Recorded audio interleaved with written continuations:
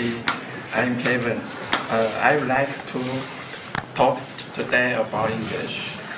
It has become an important international language. If you have any question, you can ask me after my talk. I will help you to learn more. I have the three parts. First, it is important in international communication. For example, airline host speak in English to communication with other work in the airplane. When they drive from Taiwan to Japan, those who use the different mother language. Second, English is important in business and trade. Globalization has been encouraged when the language